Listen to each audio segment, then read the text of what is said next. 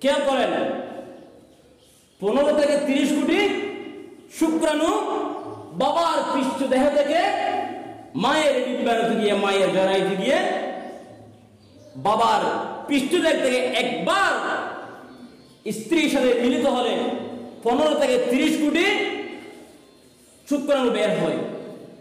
সেই দিন 30 কোটি শুক্রাণু থেকে সবাই যুদ্ধ করেছে মায়ের পেটে স্থান নেওয়ার জন্য। কিন্তু 30 কোটি শুক্রাণু থেকে যে একটি শুক্রাণু তুমি মায়ের পেটে স্থান পেয়েছো, আল্লাহ তোমাকে স্থান দিয়েছে বিদায় তুমি স্থান পেয়েছো। যদি সেই দিন তোমাকে রব্বুল আলামিন স্থান না দিলে তুমি সেই দিন মায়ের পেটে স্থান পেতে না। কেউ করেন কয় কোটি? 15 থেকে 30 কোটি শুক্রাণু বাবার পৃষ্ঠদেহ থেকে মায়ের পেটে যায়। সেখান থেকে 30 কোটি শুক্রাণু থেকে একটি মাত্র শুক্রাণু মায়ের জরায়ুতে স্থান নিয়ে সেখান থেকে আপনি হয়েছেন মানুষে রূপান্তরিত। এবার আপনি মায়ের পেটে গিয়ে শুক্রাণুটা মায়ের পেটে গিয়ে মায়ের জরায়ুতে গিয়ে স্থান নিল। স্থান নেওয়ার পরে তখন আপনার ছিল নাকি? আপনার জন্য তখন ছিল না চোখ। আপনার চোখ ছিল? শুক্রাণুটা কি একটা মাত্র? শুক্রাণুটা হচ্ছে একটা মাত্র বিন্দুতে ছোট আকারের একটা নাপাক পানি। কি বলছি? এটা কোরআনের ব্যাখ্যা, আমার কথা নয়। মিন নুতফা, এই শব্দের তাফসীর করেছে মুফাসসির کرام। মিন নুতফা শব্দের তাফসীর করেছে 15 থেকে 30 কোটি শুক্রাণু। এই শুক্রাণু হচ্ছে জাররা পরিমাণ থেকে একটা চুল। আপনার মাথা চুল আছে না? একটা চুলকে যদি আপনি, চুল লম্বা না, চুল প্রস্থ আর দৈর্ঘ্য, দৈর্ঘ্য মানে কি লম্বাতে, প্রস্থতে একটি চুল যদি আপনি 15 ভাগ করেন, একটা চুল যদি আপনি, এটা হচ্ছে লম্বা, এরকম হচ্ছে প্রস্থ, দৈর্ঘ্য নয়, প্রস্থতে। প্রস্থতে যদি আপনি একটা চুলকে যদি কি করেন 15 ভাগ করেন, দৈর্ঘ্য আর প্রস্থ বুঝছেন? এখন একটা চুল লম্বাতে এতটুকু হয়, যদি ফাদাকে করানো হয়, প্রস্থ করা হয়, তখন কি এটা 15 ভাগ করা সম্ভব হবে? বিজ্ঞান প্রমাণ করেন একজন মানুষের মাথার একটি চুল প্রস্থতে 15 ভাগ করলে যে 1 ভাগ হবে সেটা একটা শুক্রাণু পরিমাণ হয়। কথাগুলো আপনারা বুঝতেছেন জানি না। একটা চুলকে যদি প্রস্থতে 15 ভাগ করানো হয়, 15 ভাগের 1 ভাগ সেটা হচ্ছে একটা শুক্রাণু। এইরকম 15 থেকে 30 কোটি শুক্রাণু বাবার পৃষ্ঠদেহ থেকে মায়ের জরায়ুতে যায়। সেখান থেকে এই 15 কোটি শুক্রাণু থেকে আপনি একজন জায়গা পেয়েছেন। আল্লাহ রাব্বুল আলামিন সেখানে আপনাকে তিলে তিলে বড় করেছে মায়ের পেটে। যেই দিন আপনি একটি শুক্রাণু মায়ের জরায়ুর মধ্যে জায়গা নিয়েছেন, সেই দিন থেকে আপনাকে 10টি মাস পর্যন্ত আল্লাহ রাব্বুল আলামিন ওই আলমে নতুন মায়ের পেটে আপনাকে বড় করেছে। সেটাই হচ্ছে আপনার রব। আপনার চোখ ছিল না, আপনার কান ছিল না, পাও ছিল না, মাথা ছিল না, আপনার মস্তিষ্ক ছিল না, কণ্ঠনালী ছিল না। বিজ্ঞান প্রমাণ করে একজন মানুষের কণ্ঠে 27টা স্তর রয়েছে। কয়টা? 27টা স্তর রয়েছে। কখনো আপনি পৃথিবীর একজন মানুষের সাথে আরেকজন মানুষের কণ্ঠ সম্পূর্ণ মিলবে না, কখনো মিলবে না। বিজ্ঞান কোরআন থেকে প্রমাণ করেছে একজন মানুষের কণ্ঠের মধ্যে 27টা স্তর রয়েছে। 27টা 26টা পর্যন্ত আপনার কণ্ঠ আরেকজনের সাথে মিলতে পারে, কিন্তু যখন 27টা স্তর পার হয়ে যায় আল্লাহ রাব্বুল আলামিন আপনার কণ্ঠস্বর পাল্টিয়ে দেয়। প্রত্যেকটি জায়গার মধ্যে একজন করে ফেরেশতা আল্লাহ বসিয়ে রেখেছেন। সুবহানাল্লাহ। সেটা আপনার রব। আপনি কি করে রবকে অস্বীকার করেন? কি করে রবের নাফরমানি করেন? কি করে আপনার এই কপালকে আপনি রবের কদমে না দিয়ে পারেন? আমি বুঝি না। যে কণ্ঠ আল্লাহ আপনাকে দিয়েছে, এই কণ্ঠের মধ্যেই 27টা স্তর রয়েছে। এক একটি স্তরের মধ্যে এক একজন আল্লাহর পাহারাদার ফেরেশতা আপনার জন্য নিয়োগ করে দিয়েছে। যদি ফেরেশতারা সরে যায় সেই দিন আপনার কথা কণ্ঠ বন্ধ হয়ে যায়, কথা বলা বন্ধ হয়ে যায়। যেদিন ফেরেশতারা আপনার কণ্ঠনাল থেকে সরে যাবে সেই দিন আপনার ওই কথা বলা বন্ধ হয়ে যাবে। আপনার কথা বলার জন্য আল্লাহ ফেরেশতা নিয়োগ করে দিয়েছে। এবার আল্লাহ আপনাকে চোখ দিলেন, নাক দিলেন, কান দিলেন, পাও দিলেন। আমি কি প্রথম দিয়েছে? রব, আমি হচ্ছি তোমার রব, আমি হচ্ছি তোমার হায়াতের মালিক, আমি তোমার মওতের মালিক, আমি তোমার সবকিছুর মালিক, আমি তোমার হচ্ছি সেই রব। সুবহানাল্লাহ। বন্ধুরা আমার কতটুকু কেয়ার করছেন জানি না। সর্বপ্রথম আপনার জ্ঞান, মস্তিষ্ক, ব্রেন যখন দুনিয়ার জমিন আপনি খুলবেন, যেই দিন সর্বপ্রথম আপনি কোরআন হাতে নেবেন, সর্বপ্রথম শব্দ আপনি দেখতে পাবেন রব শব্দ দেখতে পাবেন। সবাই পড়ে আলহামদুলিল্লাহি রাব্বিল আলামিন। ইয়া রব লাকাল হামদু কামা ইয়ানবাগি লিজালালি ওয়াজহিক ওয়া আযীমি সুলতানিক।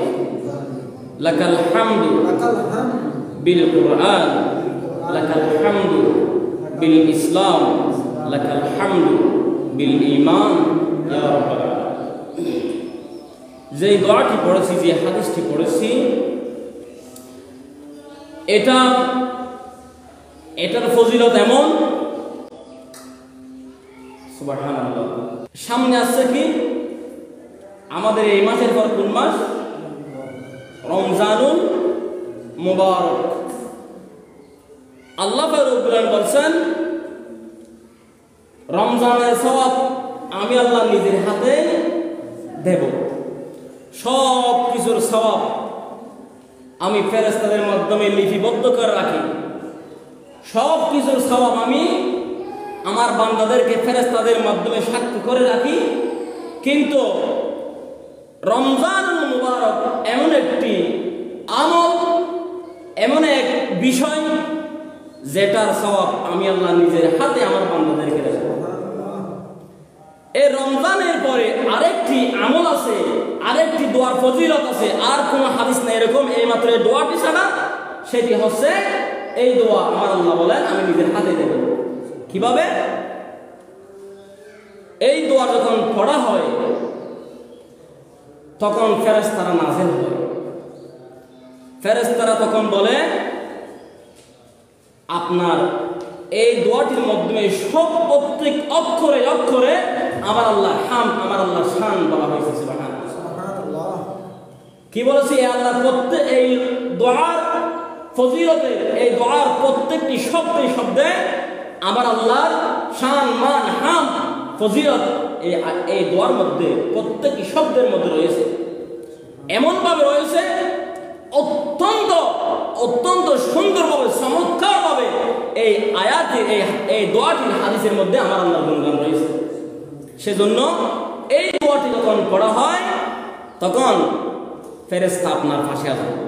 আসার পরে এখন রবের কাছে বলবে রব্বুল আলামিন আপনার বান্দা তো এমন একটি দোয়া পাঠ করেছে, আমি এটার বিনিময়। তখন রব্বুল আলামিন ফেরেশতাদেরকে বলে ফেরেশতারা আমার বান্দা কোন দোয়াটি পড়েছে, আপনার প্রশংসা এমন ভাবে করেছে যা শেষ হওয়া যাবে না। তাহলে ওই দোয়াটি পড়েছে আমার বান্দা? হ্যাঁ। যদি সেই দোয়াটি পড়ে, ও ফেরেশতারা তোমরা কি করিও না, তোমাদের কলম দিয়ে তোমাদের খাতার মধ্যে আমার ওই বান্দার ওই দোয়ার ফজিলতের আমল খাতার মধ্যে লিপিবদ্ধ করিও না।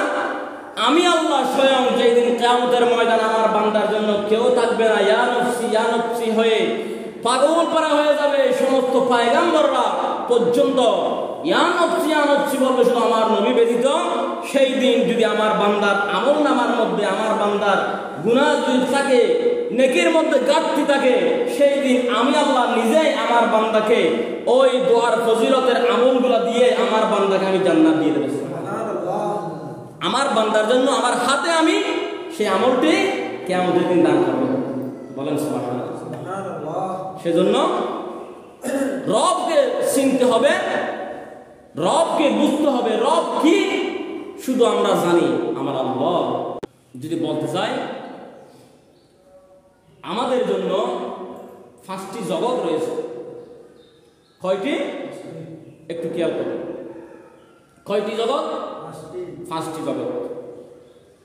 একটা জগৎ ছিল আমাদের রূহ জগৎ, যেটাকে বলা আলমে আরওয়াহ। আরবিতে যেটা কোরআনের ভাষায় কি বলা হয়েছে? আলমে আরওয়াহ জগতে। দ্বিতীয় নম্বর জগৎ হচ্ছে আলমে বুতুন, আলমুল বুতুন। খেয়াল রাখেন, জগৎ কয়টি? আমাদের জন্য কয়টি জগৎ? একটি জগৎ আমাদের জন্য কি হয়ে গেছে? শেষ। যেখানে ছিলাম আমরা আলমে আরওয়াহ জগৎ, রূহের জগৎ। দ্বিতীয় নম্বর আলমে বুতুন। তৃতীয় নম্বর আলমুল দুনিয়া। চতুর্থ নম্বর আলমে বরজখ, যেটাকে বলে কবরের জগৎ। আলমে বুতুন মায়ের পেটে যখন ছিলাম সেটা আমাদের জন্য একটা জগৎ ছিল। আর আলমে কেউ রবের সম্বন্ধে আপনার কাছে আজকে দুনিয়ার আমি সংক্ষেপ করে বলি, তখন 15 থেকে 30 কোটি পর্যন্ত শুক্রাণু কি হয়? খেয়াল করেন, 15 থেকে 30 কোটি শুক্রাণু বাবার পৃষ্ঠদেহ থেকে মায়ের ডিম্বাণুতে গিয়ে, মায়ের জরায়ুতে গিয়ে, বাবার পৃষ্ঠদেহ থেকে একবার স্ত্রীর সাথে মিলিত হলে 15 থেকে 30 কোটি শুক্রাণু বের হয়। সেই দিন 30 কোটি শুক্রাণু থেকে সবাই যুদ্ধ করেছে মায়ের পেটে স্থান নেওয়ার জন্য। কিন্তু 30 কোটি শুক্রাণু থেকে যে একটি শুক্রাণু তুমি মায়ের পেটে স্থান পেয়েছো, আল্লাহ তোমাকে স্থান দিয়েছে বিদায় তুমি স্থান পেয়েছো। যদি সেই দিন তোমাকে রব্বুল আলামিন স্থান না দিলে তুমি সেই দিন মায়ের পেটে স্থান পেতে না। কেউ করেন কয় কোটি? 15 থেকে 30 কোটি শুক্রাণু বাবার পৃষ্ঠদেহ থেকে মায়ের পেটে যায়। সেখান থেকে 30 কোটি শুক্রাণু থেকে একটি মাত্র শুক্রাণু মায়ের জরায়ুতে স্থান নিয়ে সেখান থেকে আপনি হয়েছেন মানুষে রূপান্তরিত। এবার আপনি মায়ের পেটে গিয়ে শুক্রাণুটা মায়ের পেটে গিয়ে মায়ের জরায়ুতে গিয়ে স্থান নিল। স্থান নেওয়ার পরে তখন আপনার ছিল নাকি? আপনার জন্য তখন ছিল না চোখ। আপনার চোখ ছিল? শুক্রাণুটা কি একটা মাত্র? শুক্রাণু হচ্ছে একটা মাত্র বিন্দুতে ছোট আকারের একটা নাপাক পানি। কি বলছি? এটা কোরআনের ব্যাখ্যা, আমার কথা নয়। মিন নুতফা এই শব্দের তাফসীর করেছে মুফাসসির کرام। মিন নুতফা শব্দের তাফসীর করেছে 15 থেকে 30 কোটি শুক্রাণু। এই শুক্রাণু হচ্ছে জাররা পরিমাণ থেকে একটা চুল। আপনার মাথা চুল আছে না? একটা চুলকে যদি আপনি, চুল লম্বা না, চুল প্রস্থ আর দৈর্ঘ্য, দৈর্ঘ্য মানে কি লম্বাতে, প্রস্থতে একটি চুল যদি আপনি 15 ভাগ করেন, একটা চুল যদি আপনি, এটা হচ্ছে লম্বা, এরকম হচ্ছে প্রস্থ, দৈর্ঘ্য নয় প্রস্থতে। প্রস্থতে যদি আপনি একটা চুলকে যদি কি করেন 15 ভাগ করেন, দৈর্ঘ্য আর প্রস্থ বুঝছেন? এখন একটা চুল লম্বাতে দ্রুত হয়, যদি ফাতাকে করানো হয়, প্রস্থ করা হয়, তখন কি এটা 15 ভাগ করা সম্ভব হবে? বিজ্ঞান প্রমাণ করেন একজন মানুষের মাথার একটি চুল প্রস্থতে 15 ভাগ করলে যে 1 ভাগ হবে সেটা একটা শুক্রাণু পরিমাণ হয়। কথাগুলো আপনারা বুঝতে জানি না। একটা চুলকে যদি প্রস্থতে 15 ভাগ করানো হয়, 15 ভাগের 1 ভাগ যেটা, সেটা হচ্ছে একটা শুক্রাণু। এইরকম 15 থেকে 30 কোটি শুক্রাণু বাবার পৃষ্ঠদেহ থেকে মায়ের জরায়ুতে যায়। সেখান থেকে এই 15 কোটি শুক্রাণু থেকে আপনি একদিন জায়গা পেয়েছেন। আল্লাহ রাব্বুল আলামিন সেখানে আপনাকে তিলে তিলে বড় করেছে মায়ের পেটে। যেই দিন আপনি একটি শুক্রাণু মায়ের জরায়ুর মধ্যে জায়গা নিয়েছেন, সেই দিন থেকে আপনাকে 10টি মাস পর্যন্ত আল্লাহ রাব্বুল আলামিন ওই আলমে নতুন মায়ের পেটে আপনাকে বড় করেছে। সেটাই হচ্ছে আপনার রব। আপনার চোখ ছিল না, আপনার কান ছিল না, পাও ছিল না, মাথা ছিল না, আপনার মস্তিষ্ক ছিল না, কণ্ঠনালী ছিল না। বিজ্ঞান প্রমাণ করে একজন মানুষের কণ্ঠে 27টা স্তর রয়েছে। কয়টা? 27টা স্তর রয়েছে। কখনো আপনি পৃথিবীর একজন মানুষের সাথে আরেকজন মানুষের কণ্ঠ সম্পূর্ণ মিলবে না, কখনো মিলবে না। বিজ্ঞান কোরআন থেকে প্রমাণ করেছে একজন মানুষের কণ্ঠের মধ্যে 27টা স্তর রয়েছে। 27টা 26টা পর্যন্ত আপনার কণ্ঠ আরেকজনের সাথে মিলতে পারে, কিন্তু যখন 27টা স্তর পার হয়ে যায় আল্লাহ রাব্বুল আলামিন আপনার কণ্ঠস্বর পাল্টিয়ে দেয়। প্রত্যেকটি জায়গার মধ্যে একজন করে ফেরেশতা আল্লাহ বসিয়ে রেখেছেন। সুবহানাল্লাহ। সেটা আপনার রব। আপনি কি করে রবকে অস্বীকার করেন? কি করে রবের নাফরমানি করেন? কি করে আপনার এই কপালকে আপনি রবের কদমে না দিয়ে পারেন? আমি বুঝি না। যে কণ্ঠ আল্লাহ আপনাকে দিয়েছে, এই কণ্ঠের মধ্যেই 27টা স্তর রয়েছে। এক একটি স্তরের মধ্যে এক একজন আল্লাহর পাহারাদার ফেরেশতা আপনার জন্য নিয়োগ করে দিয়েছে। যদি ফেরেশতারা সরে যায় সেই দিন আপনার কথা কণ্ঠ বন্ধ হয়ে যায়, কথা বলা বন্ধ হয়ে যায়। যেদিন ফেরেশতারা আপনার কণ্ঠনাল থেকে সরে যাবে সেই দিন আপনার ওই কথা বলা বন্ধ হয়ে যাবে। আপনার কথা বলার জন্য আল্লাহ ফেরেশতা নিয়োগ করে দিয়েছে। এবার আল্লাহ আপনাকে চোখ দিলেন, নাক দিলেন, কান দিলেন, পাও দিলেন। আমি কি প্রথম দিয়েছে? রব। আমি হচ্ছি তোমার রব, আমি হচ্ছি তোমার হায়াতের মালিক, আমি তোমার মওতের মালিক, আমি তোমার সব কিছুর মালিক, আমি তোমার হচ্ছি সেই রব। সুবহানাল্লাহ। বন্ধুরা আমার কতটুকু কেয়ার করছেন জানি না। সর্বপ্রথম আপনার জ্ঞান, মস্তিষ্ক, ব্রেন যখন দুনিয়ার জমিন আপনি খুলবেন, যেই দিন সর্বপ্রথম আপনি কোরআন হাতে নেবেন, সর্বপ্রথম শব্দ আপনি দেখতে পাবেন রব শব্দ দেখতে পাবেন। সবাই পড়ে আলহামদুলিল্লাহি রাব্বিল